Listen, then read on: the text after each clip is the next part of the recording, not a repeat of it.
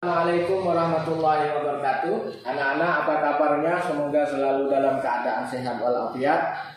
Pada kali ini kita akan belajar tentang pelajaran 1, indahnya saling menghormati. Jadi ini untuk anak kelas 6 ya. Semoga anak-anak kelas 6 semuanya selalu dalam keadaan sehat walafiat. Dan saya ucapkan terima kasih kepada wali murid yang telah mendampingi anak-anaknya. Dan terima kasih juga kepada para teman-teman YouTuber yang selalu mendukung saya dalam menyajikan pelajaran-pelajaran ini ya. Semoga semuanya menjadi amal ibadah di hadapan Allah Subhanahu wa Ta'ala, Tuhan yang Maha Esa ya. Dan sebelum kita mulai pelajaran ini, mari kita membaca doa sebelum belajar. Bismillahirrahmanirrahim. Rabbi zidni ilma warzuqni fahma, amin ya rabbal alamin. Akan belajar menulis Quran surah Al-Kafirun ya. Perhatikan ayat 1-nya. Perhatikan bentuk hurufnya. Qul ya ayyuhal kafirun.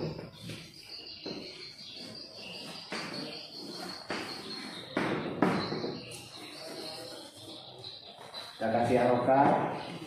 Qul ya ayyuhal kafirun. Ayat keduanya, la a'budu ma ta'budun. La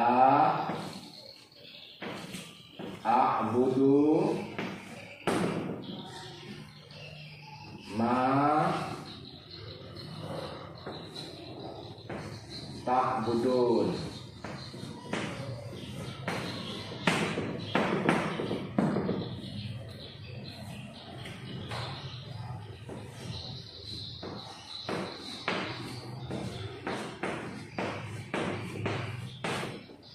Ayat ketiga,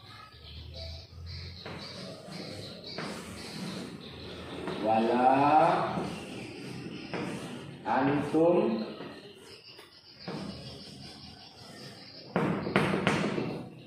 abiduna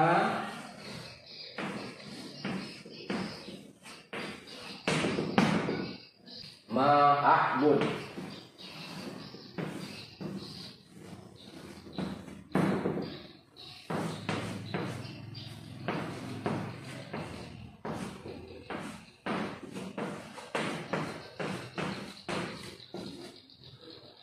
Ayat keempat, wala ana abidum ma abattum. Wala ana abidum ma abattum.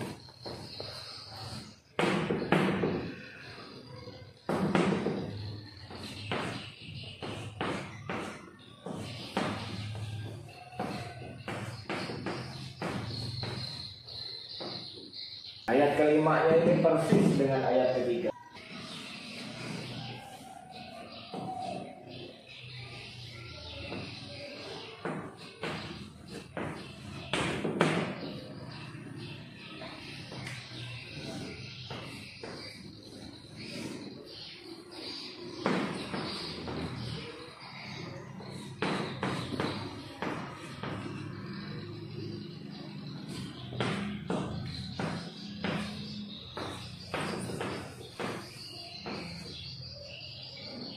Ayat ke-6-nya, lakum dinukum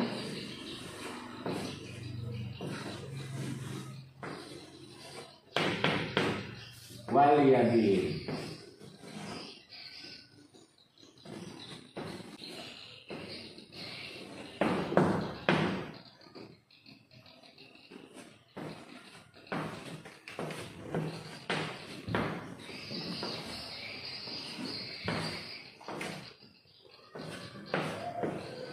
Nah, ini ada 6 ayat. Perhatikan ya, seperti yang telah kamu pelajari di kelas-kelas yang lalu, tanda harokat.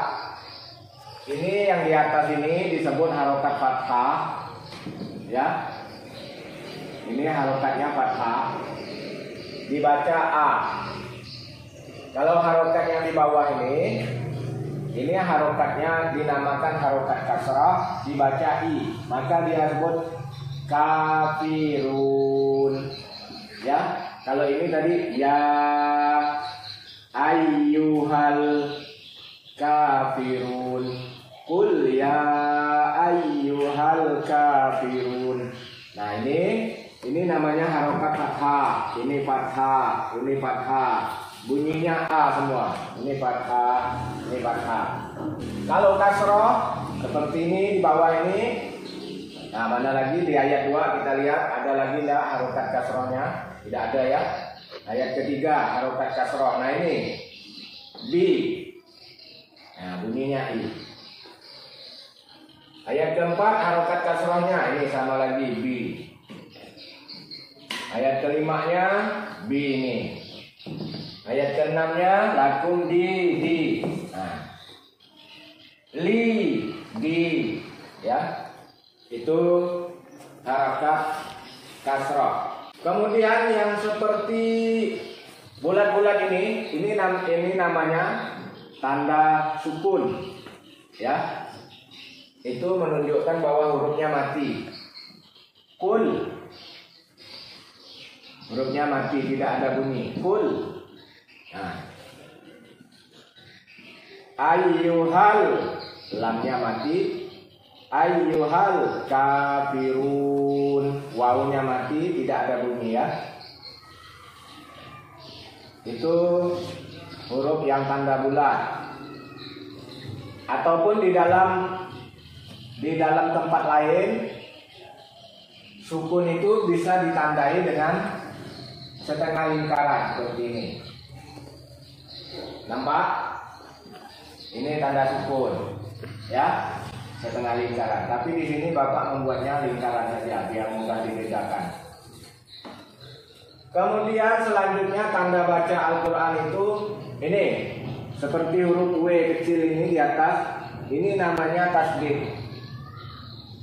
Tasdid ini dia bunyinya 2 kali. Ayu. Nah, ya.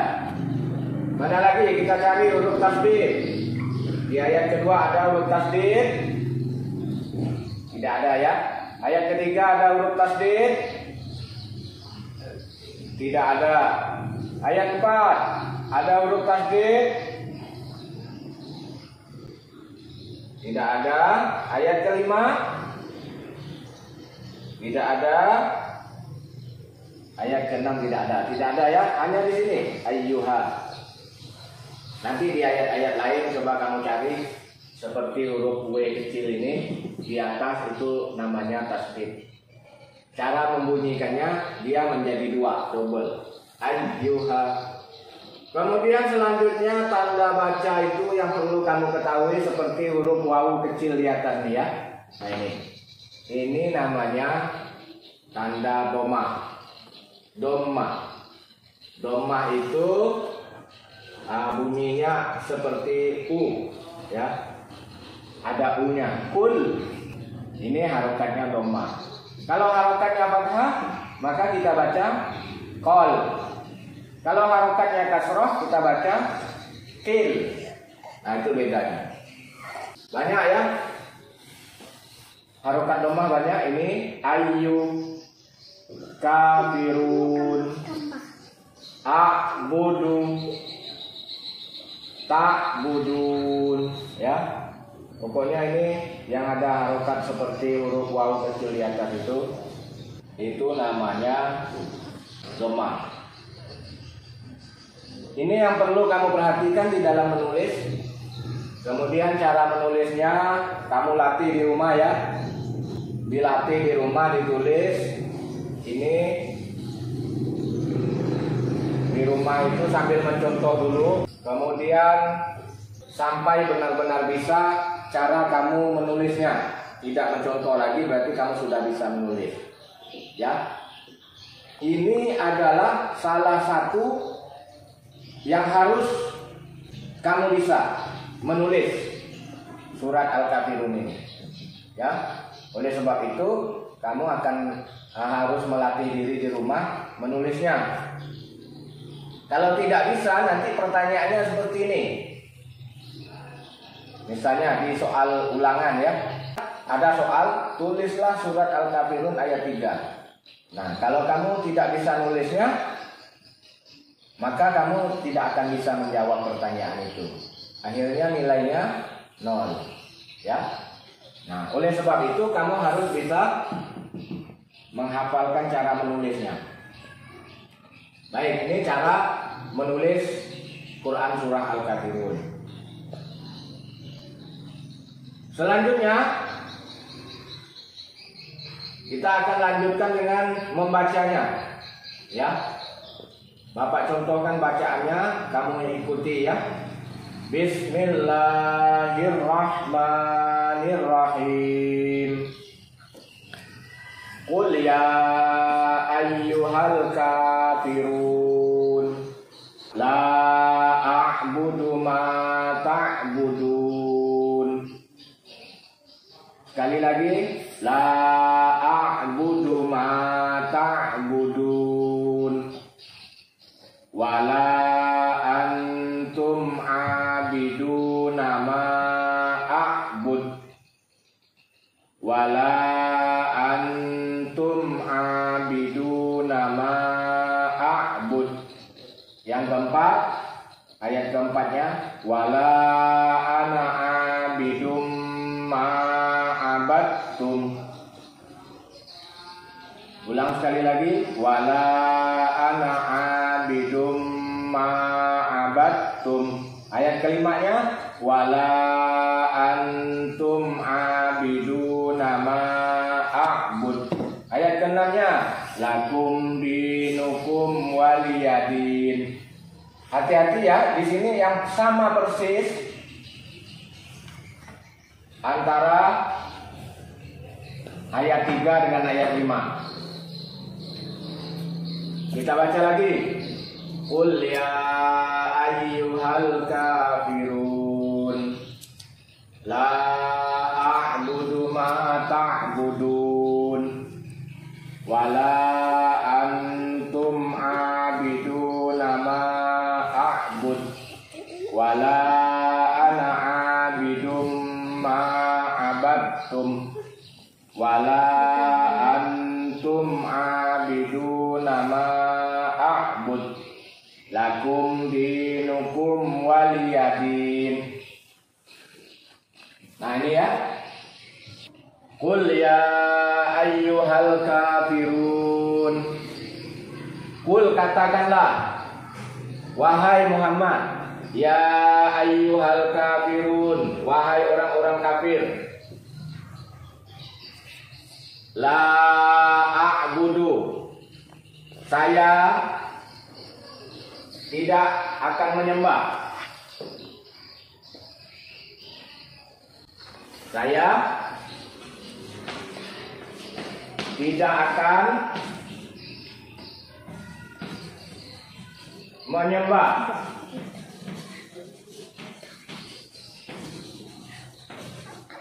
La a'budu ma ta'budun.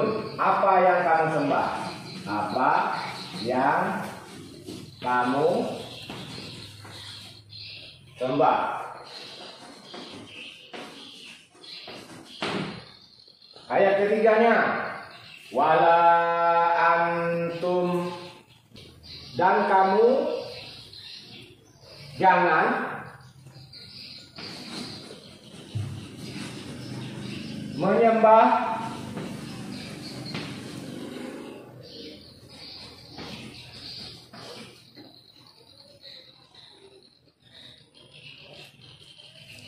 apa yang aku sembah.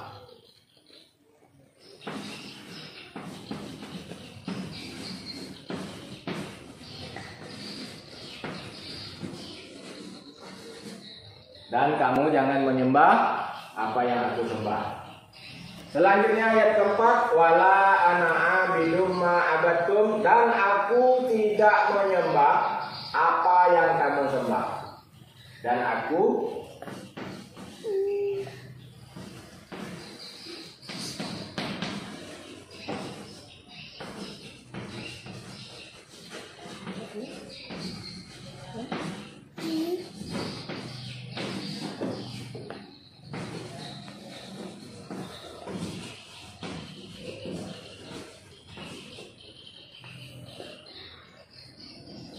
yang kelima, wala antum abiduna ma a'bud, dan kamu sama tadi ya, dan kamu jangan menyembah apa yang aku sembah, dan kamu jangan menyembah apa yang aku sembah.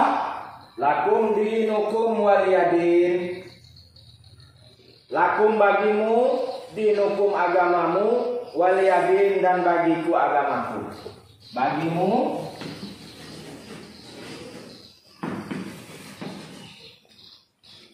agamamu, dan bagiku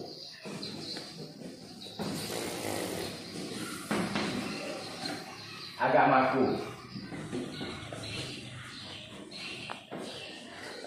Nah, ini ya. Jadi ini inti dari pelajaran pada pelajaran 1 ini ya. Pelajaran 1 ini judulnya indahnya saling menghormati.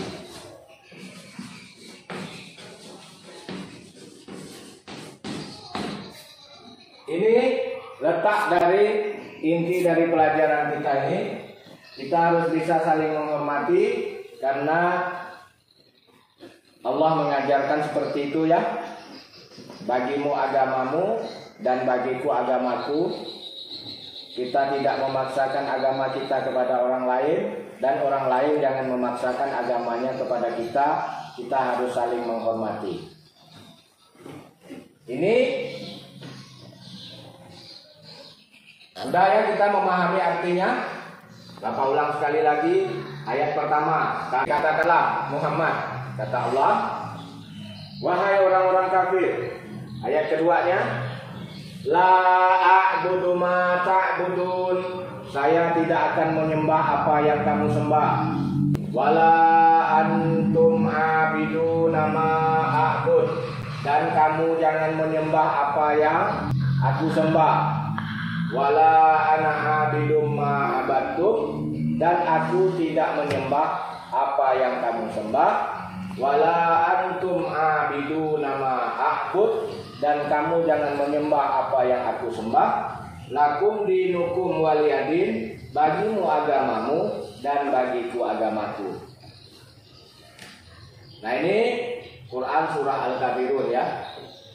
Jadi yang harus kamu pelajari tadi, yang pertama kamu pandai menulisnya, yang kedua memahami artinya, yang ketiga pelajaran 1 ini kamu harus bisa menghafal ya. Ini nanti kamu ulang-ulang di rumah, dihafalkan bacaan ini. Akan Bapak tes nanti ya. Hafalannya tidak banyak, hanya ayat 1 sampai ayat 6. Quran surah Al-Kafirun ini merupakan surat yang ke-109 ya. Quran surat yang ke-109 di dalam Al-Quran. Yang ke-114-nya surat An-Nas ya. Itu surat yang terakhir. Surat yang pertama surat Al-Fatihah. Nah, surat Al-Kafirun ini adalah surat yang ke-109-nya. Al-Kafirun artinya orang-orang kafir ya. Kalau kamu mencermati dari tadi, apa sebabnya Quran surah Al-Kafirun ini disebut, dinamai surat Al-Kafirun? Surat ini namanya diambil dari kata Al-Kafirun pada ayat pertama ini. Ini ada kata Al-Kafirun, artinya orang-orang kafir ya. Orang-orang kafir itu orang-orang yang mengingkari agama Islam, itu disebut dengan orang-orang kafir. Ya. Orang yang tidak menerima ajaran agama Islam disebut orang-orang kafir. Orang kafir itu ada dua jenis. Ada namanya kafir zimmi, kafir yang mau bekerja sama dengan orang Islam itu disebut dengan kafir zimmi. Ada yang keduanya kafir harbi, kafir yang tidak mau bekerja sama dengan orang Islam, malahan mereka ingin memerangi orang Islam. Nah, itu ada dua ya. Jadi kafir zimmi dan kafir harbi. Kafir zimmi ini mereka yang mau bekerja sama seperti Nabi Muhammad SAW waktu di Madinah. Rasulullah SAW melindungi orang-orang kafir zimmi ini, orang-orang yang mau bekerja sama dengan orang Islam. Mereka itu berdampingan di Madinah ya. Tetapi orang-orang yang di luar Madinah waktu itu ya, yang malah ingin memerangi umat Islam itu yang disebut dengan kafir harbi, itu yang disebut dengan kafir yang kalau mereka memerangi maka mereka juga harus diperangi. Kalau mereka membunuh mereka juga harus dibunuh. Ya. Tetapi kalau orang yang tidak mengakui ajaran agama Islam, mereka hidup berdampingan dengan kita, mereka menjadi teman kita sejak kecil. Banyak ya teman-teman kita yang tidak beragama Islam itu adalah orang-orang teman-teman terbaik kita. Kita saling biasa, saling menghormati, saling mencintai, saling menyayangi. Tetapi walaupun kita pahami ya, di agama lain juga menganut paham seperti itu. Siapa yang memusuhi kita ya tidak perlu kita jadikan teman ya. Orang-orang yang memusuhi kita walaupun mereka sebetulnya satu agama dengan kita, tetapi mereka memusuhi kita, bagaimana kita harus berteman dan bersahabat dengan mereka ya. Tentunya tidak bisa juga, tidak masuk di dalam logika. Nah, ini indahnya saling menghormati. Dan inti dari pelajaran ini. Kemudian selanjutnya kamu tugasnya menghafalkan dari surah Al-Kafirun. Tugas buat kamu di rumah. Nomor 1, apa yang terkandung di dalam Quran surah Al-Kafirun. Itu nanti kamu tulis jawabannya. Nomor 2, apa arti Al-Kafirun. Nomor 3-nya, di kota apa Quran surah Al-Kafirun diwahyukan kepada Nabi Muhammad SAW.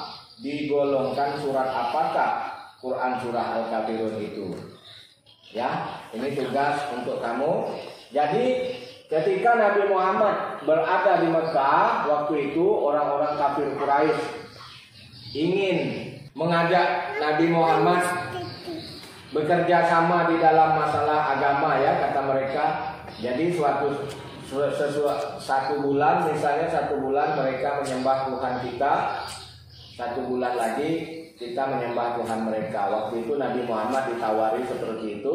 Lalu turunlah ayat ini, qul ya ayyuhal kafirun la a'budu ma ta'budun. Katakanlah wahai Muhammad, hai orang-orang kafir, kami tidak menyembah apa yang kamu sembah. Dan selanjutnya, jadi Quran ini diturunkan ketika Rasulullah SAW berada di Mekah dan termasuk golongan surat Makkiyah. Tugas kamu yang keempat, mengapa Nabi Muhammad tidak mau mengikuti tata cara ibadah orang kafir Quraisy ya? Nah, ini kamu pahami dari arti itu mengapa Nabi Muhammad tidak mau mengikuti tata cara ibadah orang kafir. Yang kelima, tuliskan arti ayat ke-6 dari Quran surah Al-Kafirun. Jadi ada 5 tugas kamu kerjakan itu. Yang kelimanya tulis arti ayat ke-6 dari Quran surah Al-Kafirun. Semuanya sudah ada ya. Kita akhiri dengan bacaan hamdalah bersama-sama. Alhamdulillahirabbil alamin. Assalamualaikum warahmatullahi wabarakatuh.